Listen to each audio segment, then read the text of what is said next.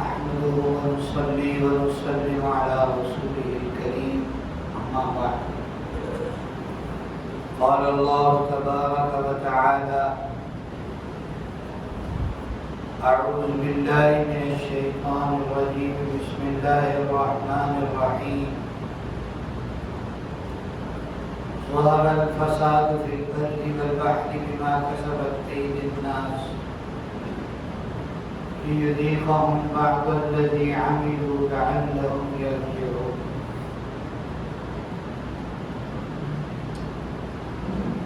صدق الله مولانا العظيم اللهم صل على سيدنا ونبينا وحبيبنا وقرة أعيننا محمد وعلى آله وأصحابه وبارك وسلم. میرے محترم دوستو،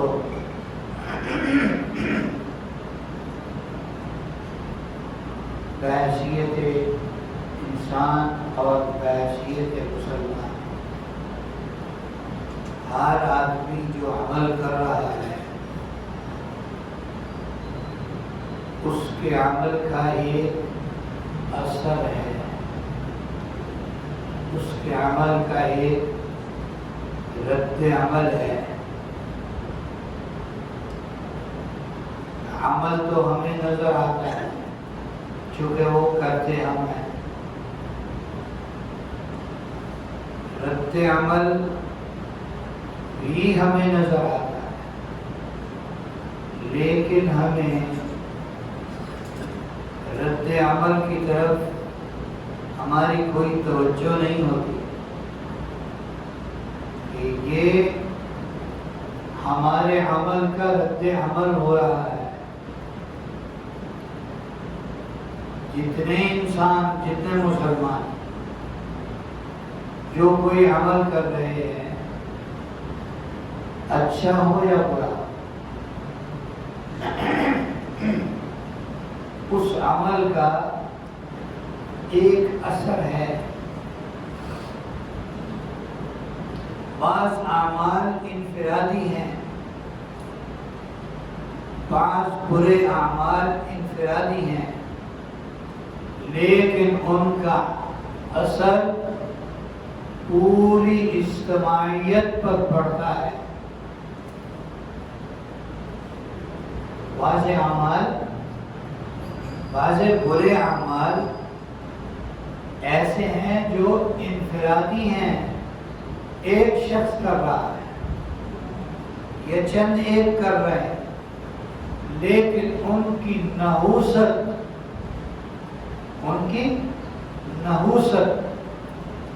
کا شکار کتنے لوگ. جیسے ایک آدمی کہیں بیچ چوراہے میں پخانہ کرتے ہیں تو اس کی بدبو کتنے لوگوں کو محسوس ہوتی ہے، اس کی بدبو کتنے لوگوں کو محسوس ہوتی ہے. تو جب ہم برے اعمال کو اجتماعی طور پر کرنے لگیں گے یا اچھے اعمال کو اجتماعی طور پر چھوڑنے لگیں گے تو ہم حساب لگا سکتے ہیں کہ ان کی نحوست کتنی ہوگی، ان کا رد عمل کتنا ہوگا. نماز کا ہمیں کہا گیا، نماز 5 وقت کی تم پر فرض ہے، یہ ہمیں کہا گیا.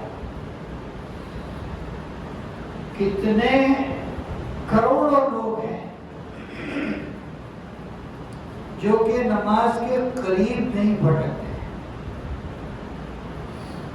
جمعہ کو جمعہ پڑھ لیا بس ٹھیک ہے،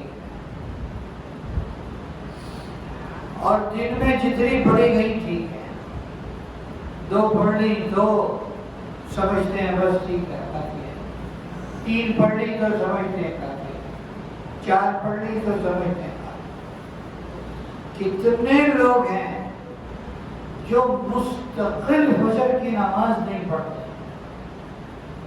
کتنے لوگ ہیں جو مستقل پانچوں نمازیں نہیں پڑھتے، مستقل صرف جمعہ پڑھتے ہیں، اور کتنے لوگ ہیں جو جمعہ بھی نہیں پڑھتے، کتنے لوگ ہیں، کتنی بڑی تعداد ہے ایسے لوگوں کی کہ جو جمعہ بھی نہیں پڑھتے۔ آپ آبادیوں میں رہنے والے لوگ ہیں، مجھے یہ بتائیں کہ اس مسجد کے قرب و جوار میں جتنے لوگ ہیں وہ سارے صرف جمعہ میں مسجد میں آ جائیں تو کیا یہ مسجد ان کے لیے کافی ہے؟ اگر وہ پانچوں نمازوں میں آئے تو بھی یہ مسجد ان کے لیے کافی نہیں ہے۔ دو نمازوں کے بعد ہمیں فیصلہ کرنا پڑے گا مسجد بڑی کریں۔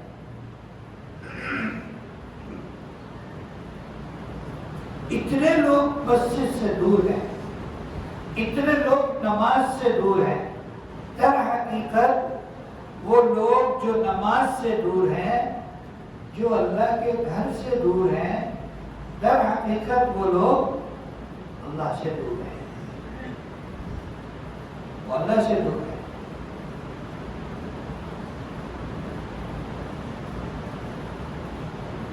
ساری زمین ایک جیسی ہوتی نا، یہ بھی تو پہلے ایک پلاٹ تھا، یہ بھی تو ایک خالی پلاٹ تھا، وہ بہت سارے لوگ جانتے ہوں گے 3 پورشن کی بلڈنگ تھی، اب اس کو اللہ کا گھر کہہ رہے ہیں۔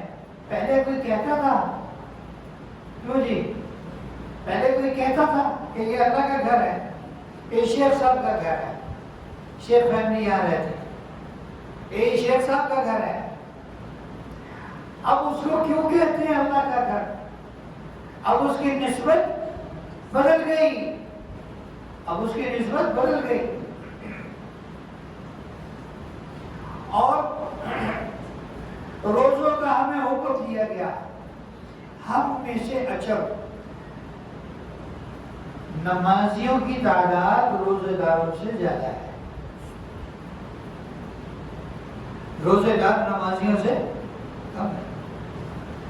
روزہ رکھنے والے نماز پڑھنے والوں سے کیا ہے؟ کم ہے۔ زکوٰۃ دینے والے اس سے بھی کم ہے، اور حج کرنے والے اس سے بھی کم ہے۔ جو آدمی روزانہ اللہ کا وہ حکم جو 5 مرتبہ اس کی طرف متوجہ ہے، جب یہ وہ حکم پورا نہیں کرے گا تو سال کے بعد آنے والا حکم کیسے پورا کرے گا؟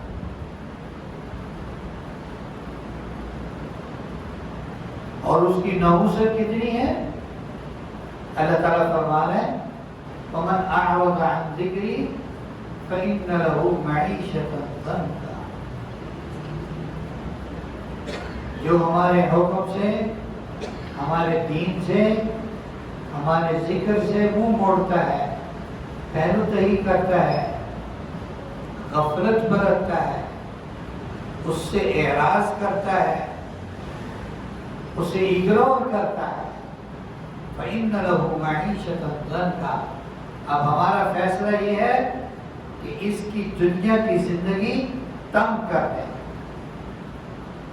اس کی دنیا کی زندگی تنگ کر دیں۔ وَنَحْشُرُهُ يَوْمَ الْقِيَامَةِ أَعْمَىٰ، قیامت کے دن اسے اندر کر کے بھی اٹھائیں گے۔ یہ ایک الگ سزا ہے جو قیامت کی ہے، آخرت کی ہے۔ اب کتنے احکامات ہیں۔ ہمیں سچ بولنے کا حکم دیا گیا، ہمیں سچ بولنے کا حکم دیا گیا۔ ہمارے دکاندار ہمارے بازاروں میں خرید و فروخت کرنے والے، ایک ٹھیلے والا، ایک ڈھابے والا اور ایک چھاپڑی فروش، یہاں تک یعنی اتنے نچلے لیول تک کے لوگ بھی جھوٹ سے خالی نہیں۔ جھوٹ اور دھوکہ اور فراڈ اور فریب سے خالی نہیں.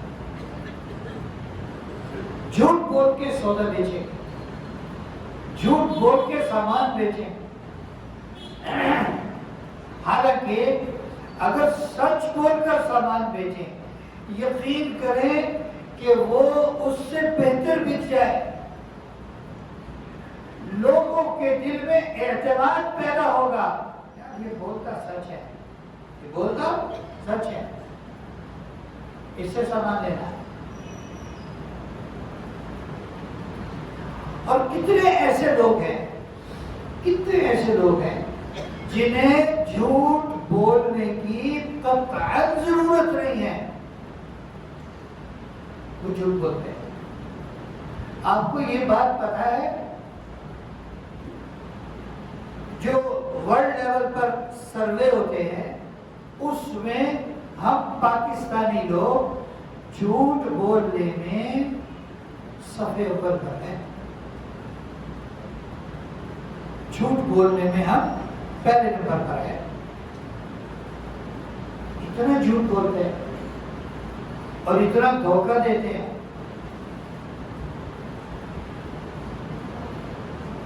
تو جھوٹ بولنے کا گناہ کتنا ہے؟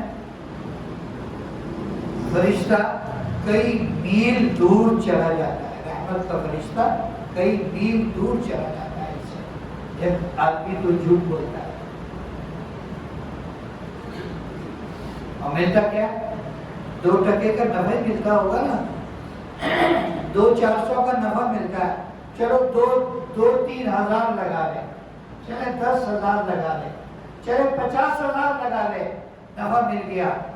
لیکن ادھر جو جھوٹ کا گناہ ہے، اس جھوٹ کے گناہ کے بدلے میں جو وبال آئے گا وہ وبال کتنا ہوگا اور کتنوں پر آئے گا.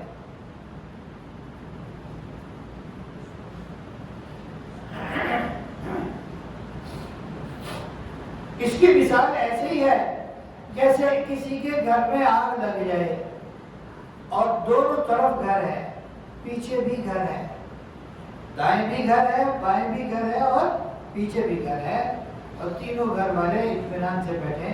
اس کے گھر میں لگی، ہمیں کیا ہے، ہمارے گھر میں تھوڑا لگی.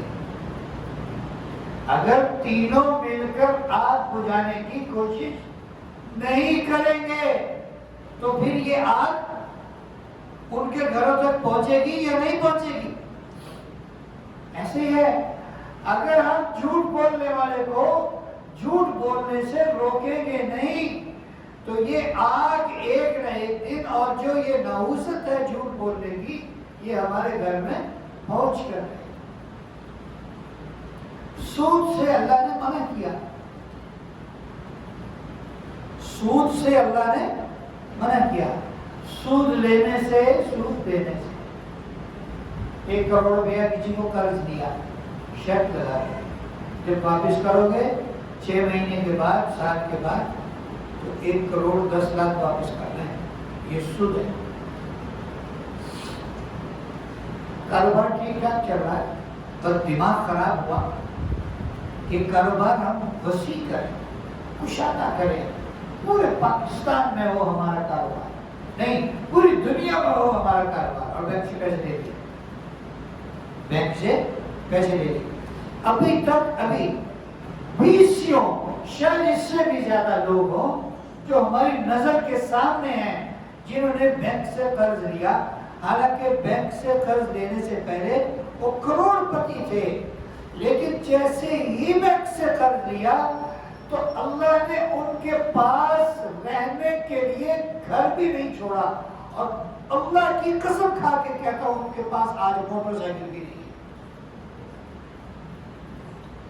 جتنا کچھ تھا وہ سارا بینک اٹھا کے لے گیا.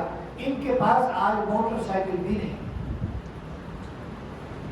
نبی کریم صلی اللہ علیہ وسلم نے سفر معراج کے اندر جب جہنم کے مناظر دیکھے تو دیکھا ایک جگہ لوگ ہیں جن کے قد تو ٹھیک ہے لیکن ان کے پیٹ ایسے جیسے بڑے بڑے کمرے، بڑے بڑے ہال ہیں، اتنے بڑے بڑے پیٹ ہیں. آپ نے، اور ان کے پیٹوں کے اندر سانپ نظر آ رہے ہیں، سانپ پھر رہے ہیں اور اندر سے ان کو ڈس رہے ہیں۔ اب علیہ السلام نے پوچھا جبرائیل یہ کون ہے، یہ کون ہے؟ تو جبرائیل نے کہا اللہ کے رسول یہ سود خور ہے، سود خور ہے۔ روایات میں آتا ہے سود میں 70 گناہ ہیں اور ایک گناہ ان میں سے اس درجے کا ہے کہ کوئی اپنی ماں سے زنا کر لے، جتنا گناہ اس کو ہے سود کے 70 گناہوں میں سے ایک گناہ اس درجے کا ہے۔ ہم لگے ہوئے، ہمیں کوئی فکر نہیں ہے، اس سے بچنے کی کوئی کوشش نہیں ہے کہ ہم اس سے بچیں، اور ہمارا سارا نظام درہم برہم ہے، ملکی نظام سارا درہم برہم ہے، اور ہماری اصلاح اس لیے نہیں ہو رہی، ہمارا معاشرہ ٹھیک اس لیے نہیں ہو رہا، ہم یہ کہتے ہیں وہ ٹھیک ہو، عوام کہتی ہے حکمران ٹھیک ہو، حکمران کہتے ہیں عوام ٹھیک ہو، میں کہتا ہوں آپ ٹھیک ہو اور آپ یہ کہتے ہیں مولوی صاحب ٹھیک ہو۔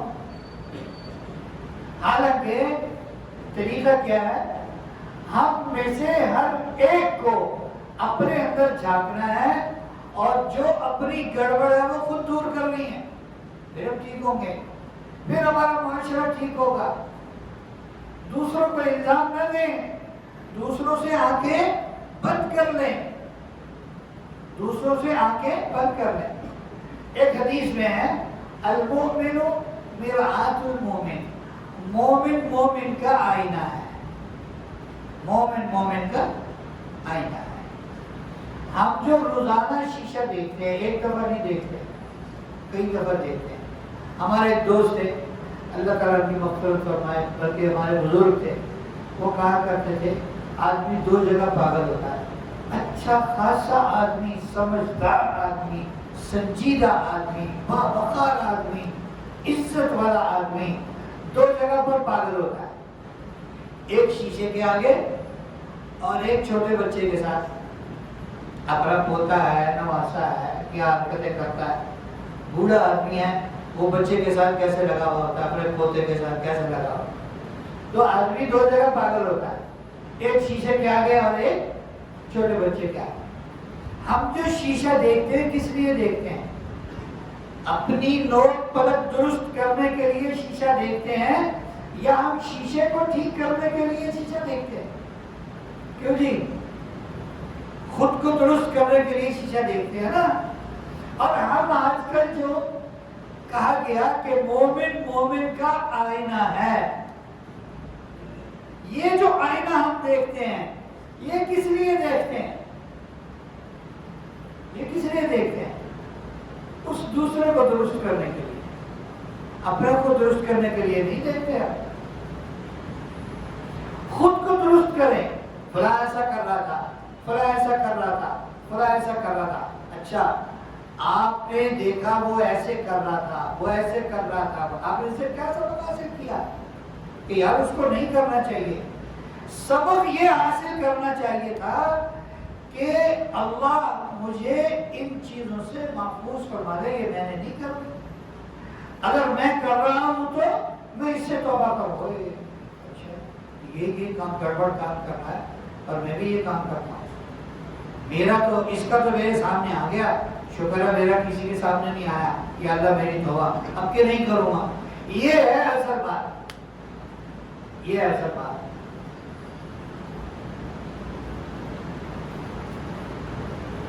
آج کل معاشرے کا بگاڑ اسی لیے تو درست نہیں ہو رہا کہ اپنی غلطی تو ہم دیکھتے نہیں ہیں، ہم کیا کچھ کر رہے ہیں، ہم کیا کچھ کر اچھے خاصے ہو کر دین دنیا کے اعتبار سے اگر جھوٹ بولے بغیر سامان بیچنا چاہیں، بکتا ہے، بک رہا ہے، جھوٹ بولے، کیوں؟ جھوٹ منہ پر چڑھا ہوا، جھوٹ منہ پر چڑھا ہوا، خرید ہے 100 روپے کی اور چیز بیچ رہے ہیں 200 کی. کسٹمر کہہ رہا ہے کہ صاحب کوئی رعایت کریں 170 لگا دیں. 170 کی تو خرید بھی نہیں ہے. جھوٹ ہو گیا یا نہیں ہو گیا؟ کیوں جی جھوٹ ہو گیا یا نہیں ہو گیا؟ جو ضرورت سے زیادہ نفع ہے، ضرورت سے زیادہ نفع، ہمارے یہاں 50% سے زیادہ مہنگائی، 50% سے زیادہ مہنگائی ناجائز منافع خوری کی مہنگائی ہے. ابھی بھی چیزیں سستی ہیں، ابھی بھی چیزیں سستی ہیں. چیز بن کے آ رہی ہے 2000 کی، اس کو ہم بیچ رہے ہیں 6000 کی. مجھے یہ بتائیں شریعت نے کوئی پیمانہ مقرر نہیں کیا نفع کا، لیکن شریعت نے اخلاقی حدود مقرر کی ہیں کہ مومن مومن کو نقصان سے بچاتا ہے.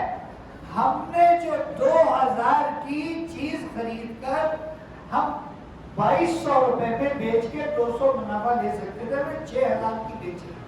بتائیں ہم نے اس کے ساتھ اخلاق سے کام لیا یا بد اخلاقی سے کام لیا؟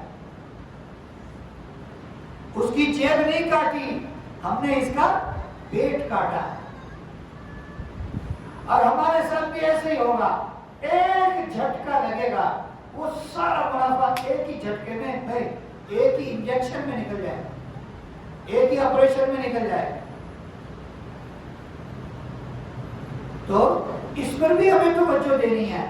جسے ہم گناہ ہی نہیں سمجھتے، جسے ہم گناہ ہی نہیں سمجھ رہے، وہ گناہ ہے، ایک بہت بڑا گناہ ہے.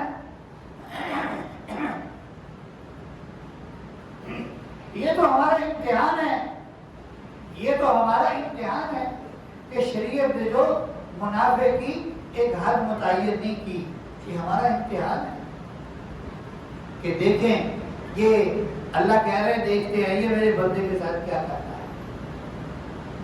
یہ جو حالات بنے ہوئے ہیں، ان حالات سے سبق نہ لینا، ان حالات سے سبق نہ لینا اور عبرت نہ پکڑنا. اگر ہم ان حالات میں بھی سبق نہیں لیں گے، ان حالات سے بھی عبرت نہیں پکڑیں گے، تو پھر تو اللہ کی طرف سے کوئی وبال ہی آئے گا. ابھی ایک ہفتے میں، یہ گزشتہ ہفتے میں پتہ ہے پاکستان میں کتنی دفعہ زلزلہ آ چکا ہے؟ کیوں جی کتنی دفعہ زلزلہ؟ 3 سے 4 دفعہ زلزلہ آ چکا ہے. اللہ تعالیٰ جھٹکا دے چکے ہیں.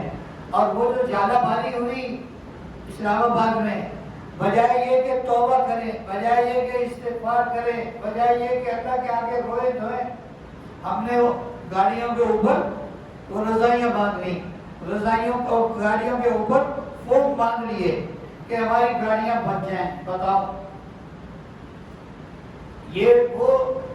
یہ سارے وہ حربے ہیں جو گزشتہ قوموں نے، قوم عاد پر عذاب آیا تھا، ان کے گھر ختم ہو گئے تھے، تو قوم سمود نے کہا کہ ہم اپنے گھر پہاڑوں کے اندر بنائیں گے.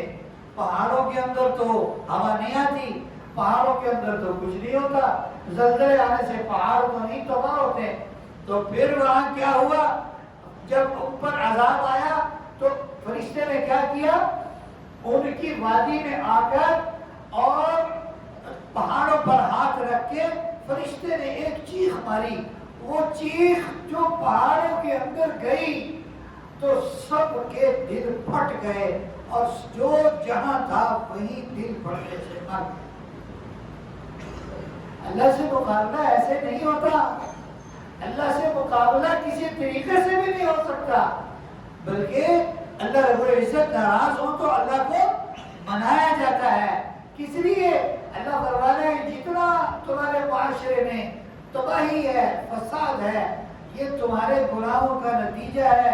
اور یہ اللہ اس لیے بھیجتے ہیں، حالات اس لیے خراب کرتے ہیں تاکہ تم توبہ کرو، تاکہ تم اللہ کی طرف پلٹ آؤ. یہ ہے حالات سیدھا کرنے کا طریقہ. اللہ رب العزت ہمیں اس پر عمل کی توفیق عطا فرمائے.